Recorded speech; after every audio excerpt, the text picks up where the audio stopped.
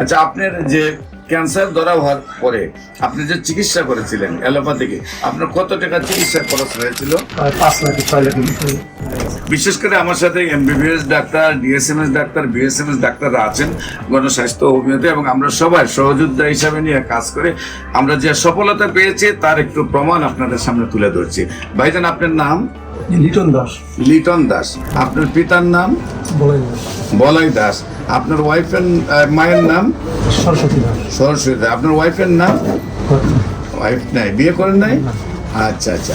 আপনার বাসা কোথায়?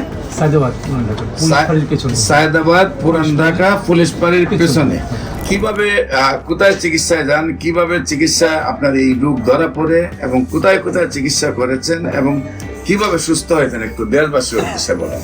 প্রথমে আমার 2-2.5 বছর আগে ক্যান্সার ধরা পড়ে, লাং ক্যান্সার।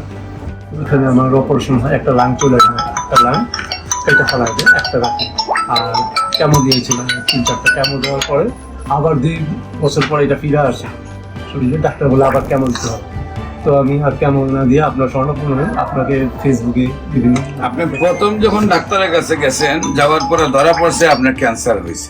হ্যাঁ, তো ক্যান্সার হওয়ার আগে আপনি ডাক্তারের কাছে গেছেন, আপনার কি প্রবলেম হতো?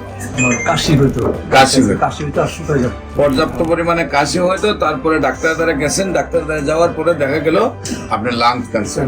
তারপরে আপনি লাং কেটে ফেলেন, কেটে ফেলে 2 বছর মোটামুটি একটু সুস্থ থাকেন।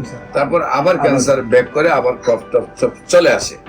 সম্মানিত দেশবাসী, প্রত্যেকটা ক্যান্সারে কেমোথেরাপি, রেডিওথেরাপি বা অপারেশন করার পরে কিছুদিন ভালো থাকে, আবার রিটার্ন ব্যাক করে।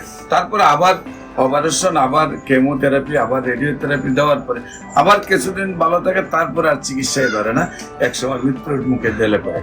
সবাইকে আমাদের অফিস ভিজিট করার আমন্ত্রণ জানিয়ে যে কোনো প্রয়োজনে স্ক্রিনে দেওয়া নম্বরে যোগাযোগ করার জন্য আহ্বান জানিয়ে শেষ করছি। সবাইকে ধন্যবাদ। আসসালামু আলাইকুম ওয়া রাহমাতুল্লাহি ওয়া বারাকাতুহু।